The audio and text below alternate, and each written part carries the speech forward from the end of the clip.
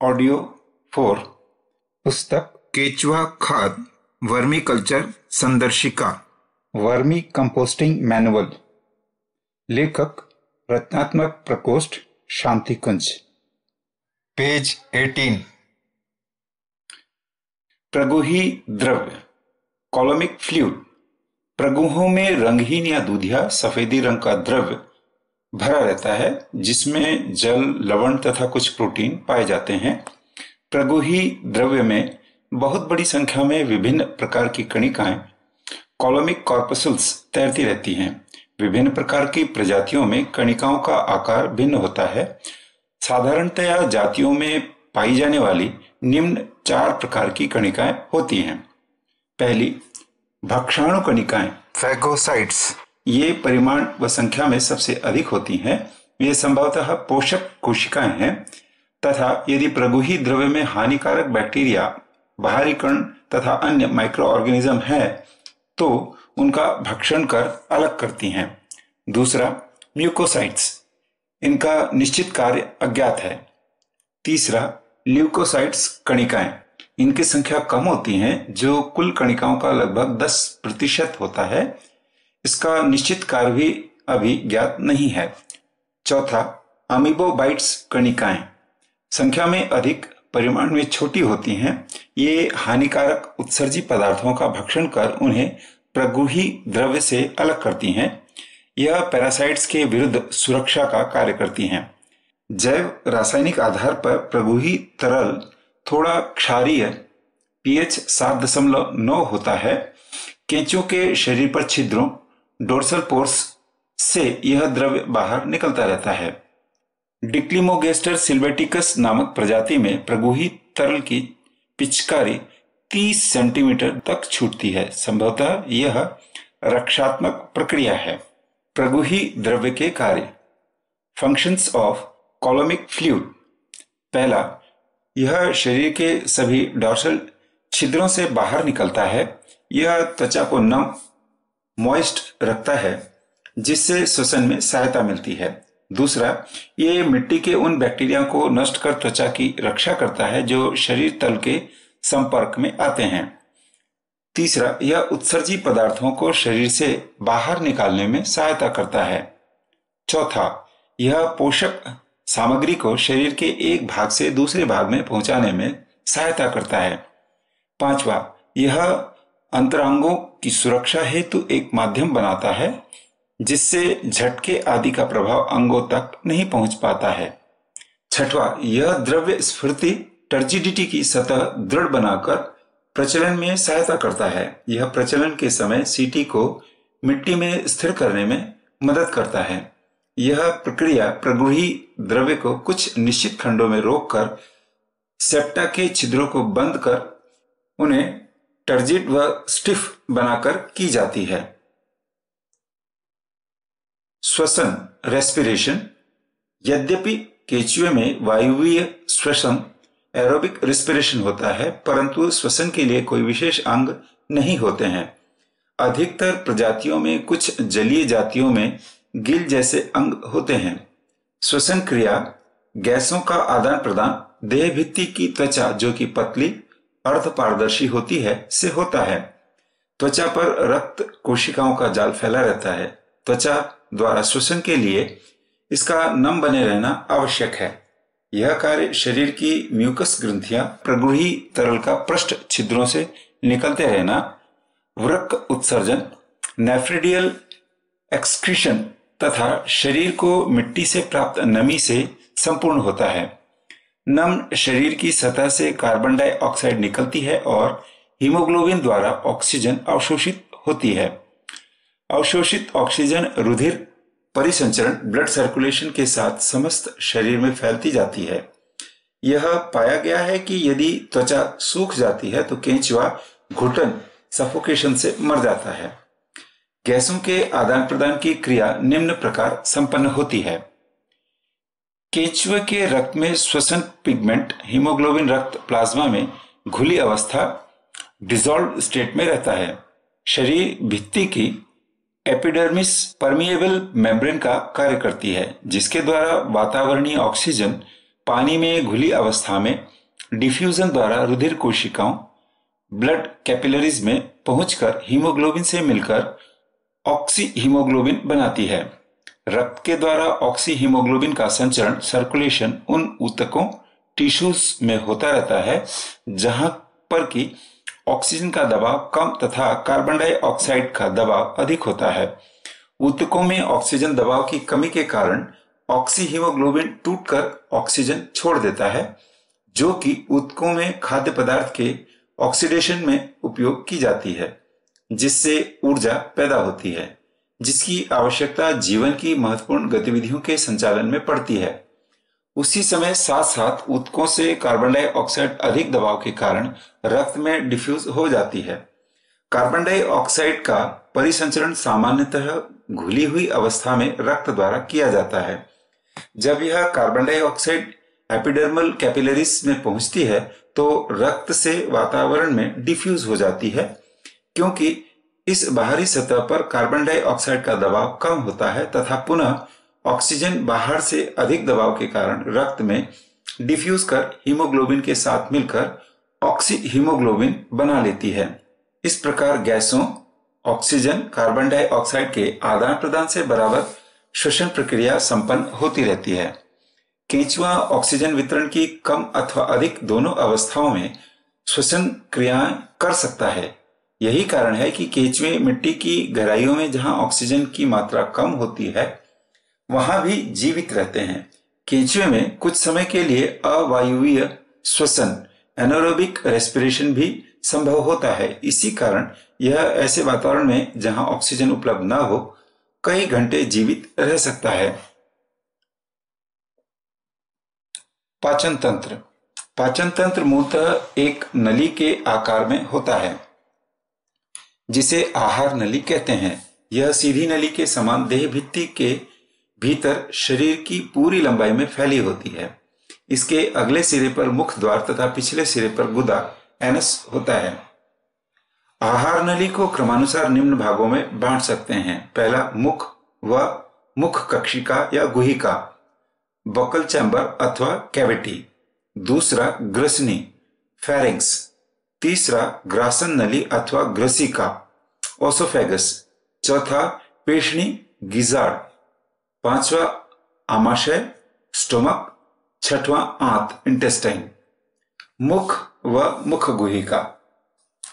प्रथम खंड के अधरतल पर मुखद्वार स्थित होता है जो एक छोटे तथा संकरे मुख गुहिका में खुलता है। यह शरीर के तीसरे खंड तक फैला होता है। मुख के ऊपरी अग्रभाग पर एक गोल कंदाकार होंठ होता है। इसको परोमुख, प्रोस्टोमियम के नाम से जाना जाता है। परोमुख का आकार व स्थान जातियों में भिन्न होता है, इसीलिए यह वर्गीकरण का गुण है। परोमुख व मुख गुहिका पर संवेदनशील तह पर ग्राहक कोशिकाएं, रिसेप्टर सेल्स भी होती हैं। इन विशेष अंगों की सहायता से केंचुए अपने खाद्यान्न का विभेदीकरण, डिस्क्रिमिनेशन एंड प्रेफरेंस कर लेते हैं। इसी विशेषता के कारण केंचुओं में भी आहार प्राथमिकता होती है। ग्रसनी, फेरिंक्स। मुख गुहिका पीछे की ओर छोटी किंतु चौड़ी नाशपाती के आकार पियर शेप के अंग में जुड़ा होता है। इसे ग्रसनी कहते हैं। मुख कोष्ठ तथा ग्रसनी के जोड़ पर बनी खांच में पृष्ठ तल पर तंत्रिका वलय, नर्व रिंग स्थित होता है। कुछ जातियों में ग्रसनी सीधे भोजन लेने में सहायता करती है। ग्रसनी उलटकर बाहर आ जाती है तथा परोमुख की सहायता से भोजन सीधे आंत में भेजा जाता है। कुछ जातियों में ग्रसनी में लार ग्रंथियां, सेलेवरी ग्लैंड्स होती हैं जिनसे लार निकलता है, जिसमें श्लेष्मा, म्यूकस और म्यूसिन नामक स्राव तथा प्रोटीन पाचक एंजाइम्स, प्रोटेलिटिक एंजाइम होता है। म्यूसिन भोजन को चिकना तथा लसदार लुब्रिकेटेड बनाकर आगे सरकने में सहायक होता है। ऐसा समझा जाता है कि म्यूसिन नामक स्रावों से ही केंचुए की विष्ठा से मिट्टी की गोलियां, स्टेबल सॉइल एग्रीगेट्स बन जाती है। कुछ विशेषज्ञ यह भी कहते हैं कि मिट्टी में कास्ट द्वारा म्यूसिन पहुंचने से अपघटक जीवाणुओं, डीकंपोजिंग बैक्टीरिया की वृद्धि भी होती है, जिससे ह्यूमीकरण प्रक्रिया, ह्यूमिफिकेशन प्रोसेस को बढ़ावा मिलता है। प्रोटियोलिटिक एंजाइम से भोजन की प्रोटीन के कुछ अंश का यहाँ ग्रसनी में पाचन होता है। इस प्रक्रिया के फलस्वरूप काष्ठ में परिवर्तित प्रोटीन पौधों के लिए स्वांगीकरणीय रूप, रेडिली एसिमिएबल फॉर्म में आ जाती है। यह प्रक्रिया मिट्टी में पौधों के लिए अवशोष्य नाइट्रोजन, एब्जॉर्बेबल नाइट्रोजन की मात्रा बढ़ा देती है। इस प्रकार मुख्य तथा ग्रसनी अंगों की प्रक्रियाएं मिट्टी की उपजाऊ शक्ति बढ़ाने में सहायक होती है। ग्रास नली ग्रसिका, ओसोफेगस। ग्रसनी का पिछला भाग एक संकरी छोटी ग्रास नली में खुलता है, जो 8वें खंड के मध्य तक फेरेटिमा पोस्थुमा में फैली होती है। यह खाद्यान्न भंडारण का भी कार्य करता है। संभवतः यह अंग खाद्यान्न को पेशनी में धीरे धीरे भेजने में सहायता करता है, इसीलिए इस अंग को अन्नपुट क्रॉप भी कहते हैं। यह अंग पिछले भाग में पेशनी से जुड़ता है। पेशनी, गिजार्ड। ग्रास नली पिछले जिस अंग में खुलती है उसे पेशनी कहते हैं। पेशनी का केंचुए के शरीर में स्थान तथा संख्या महत्वपूर्ण वर्गीकरण गुण है। कुछ जातियों में तो 2 से 10 तक पेशनियां होती है। कुछ जलीय जातियों में पेशनी होती ही नहीं है। फेरेटिमा पोस्थुमा में 8वें तथा 9वें खंड के मध्य एक कठोर फूली हुई गांठ के समान पेशनी पाई जाती है। इसकी दीवार मोटी पेशीमय होती है, जिसमें वृत्ताकार पेशी तंतु सर्कुलर मसल्स होते हैं। पेशनी की दीवार का भीतरी स्तर स्तंभी एपिथेलियम कोशिकाओं, कॉलमनर एपिथेलियम का होता है। यह एपिथेलियम अपने भीतर पेशनी गुहा के चारों ओर एक कठोर क्यूटिकल, इंडोक्यूटिकल का श्रवण करती है। पेशनी अपने क्यूटिकल के कठोर भीतरी स्तर द्वारा मिट्टी के कठोर कणों से एपिथेलियम की रक्षा करती है। पेशनी चक्की की भांति कार्य करती है और भोजन को इसकी क्यूटिकल द्वारा पीसने का कार्य किया जाता है। यह पिसा हुआ चिकना भोजन व मिट्टी आमाशय में पहुंचता है। आमाशय, स्टोमक। यह पतली दीवार की एक संकरी नालाकार ट्यूबुलर रचना है, जो पेरिथीमा पोस्थुमा में 9वें खंड से 14वें खंड तक फैली रहती है। इसके दोनों सिरों पर एक एक अवरोधनी होती है तथा दीवार की भित्ति में रुधिर वाहिनियां फैलकर इसको संवहनी वस्कुलर बनाती हैं। दीवार ग्रंथिमय होती है। दीवार में भीतर लंबे वलन फोल्ड्स भी पाए जाते हैं, जो क्रमाकुंचन, पेरिस्टाइलिसिस द्वारा भोजन को उलट पलट कर इसमें श्रावित होने वाले एंजाइम मिलाते हैं।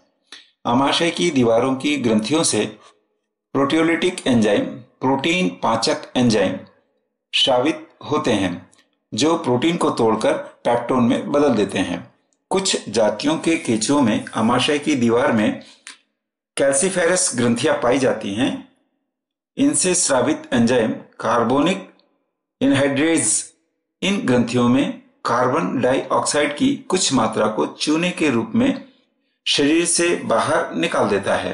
यह चूने श्रद्धस आमाशय में भोजन के अम्ल को निष्क्रिय करने में सहायक होता है। इस क्रिया में केंचुओं की काष्ठ क्षारीय हो जाती है तथा अम्लीय मिट्टी की अम्लता कम करने में लाभकारी होती है। आंत, इंटेस्टाइन। आहार नाल का आमाशय के पीछे का भाग आंत कहलाता है, जो 15वें खंड से पेरिथीमा पोस्थुमा शरीर के अंतिम खंड तक फैली होती है। आंत चौड़ी तथा पतली भित्ति की बनी एक लंबी नाल है। अंतराखंडीय पटों, इंटरसेगमेंटल सेप्टा के जुड़ने के स्थान पर यह कुछ पतली हो जाती है तथा फिर उसी प्रकार फूल जाती है। इस प्रकार यह दानेदार माला के समान प्रतीत होती है। रचना व आकारानुसार आंत 3 भाग में विभाजित होती है। यह इस प्रकार है। पहला, आंत वलन पूर्व क्षेत्र, प्री टाइफ्लोसोलर रीजन। दूसरा, आंत वलन क्षेत्र, ट्राइफ्लोसोलर रीजन। तीसरा, आंत का अंतिम भाग मलाशय रेक्टम। आंत पाचन का मुख्य स्थान होता है। इसकी ग्रंथिल कोशिकाओं से तथा आंत सीकी इंटेस्टाइनल सीकी से कई प्रकार के एंजाइम निकलते हैं। पहला, पेप्सिन तथा ट्रिप्सिन। यह प्रोटीन पाचक एंजाइम है जो प्रोटीन को तोड़कर एमिनो अम्ल में बदल देते हैं। एमाइलेज, यह स्टार्च व ग्लाइकोजन का पाचन करता है। तीसरा, लाइपेज, यह वसा का पाचन करता है। चौथा, सेल्यूलेज, यह वनस्पतियों के सेल्यूलोज को पचाता है। पांचवा, इन्वर्टेज, यह शर्करा का पाचन करता है। छठवा, काइटिनेज, इसके द्वारा छोटे कीड़े आदि की काइटिन का पाचन होता है। आंत में पाचन तथा यहीं पर अवशोषण भी होता है। अपच भोजन एवं मिट्टी गुदा से बाहर पहुंचा दिए जाते हैं। केंचुओं की सुरंगों के मुख के पास कास्ट को देखकर केंचुए की जाति का पता लगाया जा सकता है। यूटाइफियस की कास्ट एक ऊंचे मीनार जैसे ढेर के रूप में होती है, जबकि फेरेटिमा की कास्ट गोलियों के समान होती है।